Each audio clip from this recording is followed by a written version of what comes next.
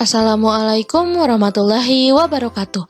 Halo adik-adik, berjumpa lagi bersama saya Dita Puspaharyani. Kali ini kita akan membahas teks cerita pendek atau biasa disingkat cerpen.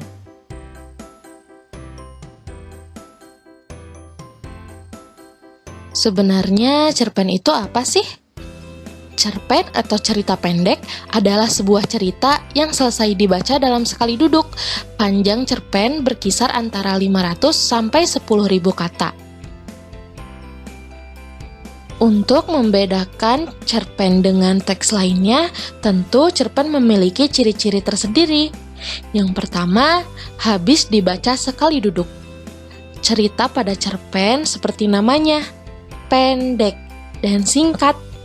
Jadi, bila kita membaca cerpen, cukup sekali duduk saja, maka kita akan menyelesaikan cerita dari cerpen tersebut. Yang kedua, panjang karangan maksimal 10 halaman. Seperti yang sudah dijelaskan pada pengertian cerpen, bahwa cerpen ini terdiri dari 500 sampai 10.000 kata saja. Yang ketiga, hanya terdapat satu konflik dalam cerita. Berbeda halnya dengan cerita pada buku atau novel yang memiliki konflik sebanyak mungkin, cerpen hanya memiliki satu konflik. Itu ada pada bagian komplikasinya. Yang terakhir, perwatakan tokoh ditulis secara singkat. Unsur pada cerpen terdiri dari dua bagian. Yang pertama ada unsur intrinsik, yang kedua ada unsur ekstrinsik.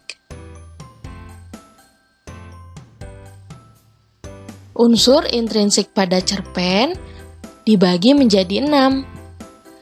Telur, lahan, sunat. Telur untuk tema dan alur, lahan untuk latar dan tokoh penokohan, sunat untuk sudut pandang dan amanat. Diingat dengan baik-baik ya. Telur, lahan, sunat.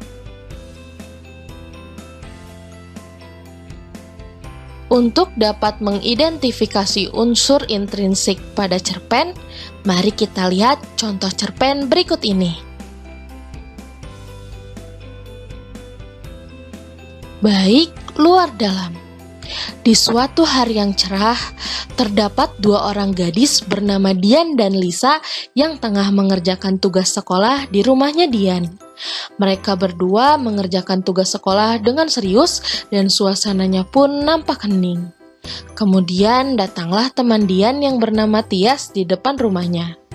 Namun, Dian sendiri seolah tidak memperhatikan kehadiran Tias tersebut.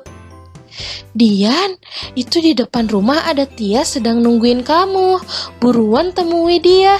Kasian sudah sejak tadi dia nungguin kita, ujar Lisa yang tengah mengerjakan tugas di rumah Dian. Bilangin ke Tias yang ada di depan rumah kalau aku sedang pergi atau bilang gak ada gitu ya, pinta Dian kepada Bibi yang bekerja sebagai pembantu di rumahnya.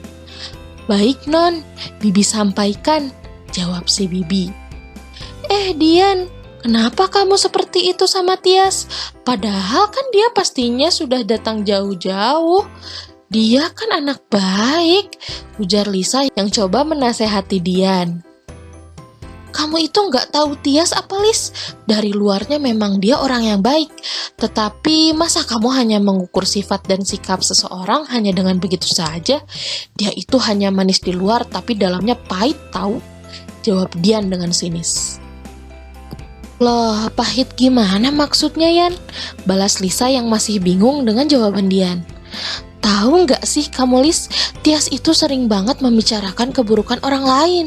Bahkan dia sering membicarakan keburukan teman sendiri di belakangnya. Pokoknya banyak banget deh kalau harus dijelasin, jawab Dian dengan setengah sinis. Dia itu beda banget sama kamu Lis. Kamu itu judes, ceplas-ceplos kalau ngomong sama aku. Tetapi setidaknya kamu mempunyai hati yang tulus Lis. Bukannya sahabat yang baik di luarnya, tapi dalamnya busuk. Dalam menjalin pertemanan, aku tidak membutuhkan tampilan luar dari seseorang Lis, jelas Dian panjang lebar kepada Lisa. Setelah kita memperhatikan cerpen yang berjudul Baik Luar Dalam tadi, kita dapat mengidentifikasi unsur intrinsik yang ada pada cerpen berikut. Temanya persahabatan. Lalu alurnya maju. Settingnya, untuk setting tempat di rumah Dian, depan rumah. Setting latar, harinya cerah. Setting suasana, sinis dan sedikit menegangkan. Tokohnya ada Dian, Lisa, Tias, dan Bibi pembantu rumah.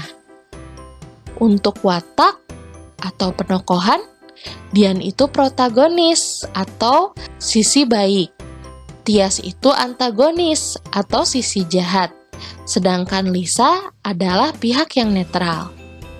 Untuk sudut pandang di sana menggunakan sudut pandang orang pertama pelaku sampingan. Amanat dari cerita tersebut dalam menjalin pertemanan harus baik di depan dan tidak menjelek-jelekan temannya. Dapat dipahami kan? Selain unsur intrinsik, ada juga unsur ekstrinsik dari cerpen. Yang pertama, latar belakang masyarakat. Faktor di dalam lingkungan masyarakat penulis juga dapat mempengaruhi penulis dalam menulis cerpen. Contohnya, kondisi sosial dan kondisi ekonomi. Yang kedua, latar belakang pengarang atau penulis. Faktor dari dalam diri pengarang yang memotivasi penulis untuk menuangkan cerita ke dalam cerpen. Yang ketiga, nilai yang terkandung. Contohnya nilai moral, nilai agama, nilai budaya, dan nilai sosial. Selanjutnya, kita akan membahas struktur teks cerpen. Teks cerpen dibagi menjadi 3 bagian. Yang pertama ada orientasi, yakni bagian pendahuluan dari sebuah cerita, baik pengenalan sifat tokoh, tempat peristiwa, maupun suasana dan alur cerita. Bagian yang kedua adalah komplikasi, di mana bagian tersebut memuat masalah atau konflik. Dan yang ketiga adalah resolusi, bagian pemecah masalah atas konflik yang ada di dalam cerita. Untuk lebih mengenal struktur teks cerpen, mari kita bandingkan struktur ini dengan cerpen yang berjudul Baik Luar Dalam yang telah kita baca sebelumnya. Dalam cerpen yang berjudul Baik Luar Dalam, orientasinya yang mana ya? Ternyata bagian orientasinya adalah paragraf paling atas, di mana pada orientasi ini berisi penggambaran suasana tempat di mana tokoh-tokoh sedang belajar di depan rumah salah satu tokohnya. Lalu, bagian mana yang merupakan komplikasi dari cerita ini? Komplikasi dari cerita ini atau konfliknya adalah saat Tias datang ke rumah Dian, tetapi Dian tidak mau menemui Tias. Akhirnya Lisa bertanya kepada Dian kenapa ia tidak mau bertemu dengan Tias. Lalu, yang manakah yang merupakan bagian dari resolusi? Ternyata bagian resolusi dari teks cerpen Baik Luar Dalam ini adalah saat Dian menjawab pertanyaannya Lisa bahwa Tias sebenarnya adalah orang yang buruk yang membicarakan temannya sendiri di belakang. Lalu Dian juga menjelaskan bahwa ia tidak butuh teman yang hanya baik dari luarnya saja, tapi harus baik dari luar maupun dalam.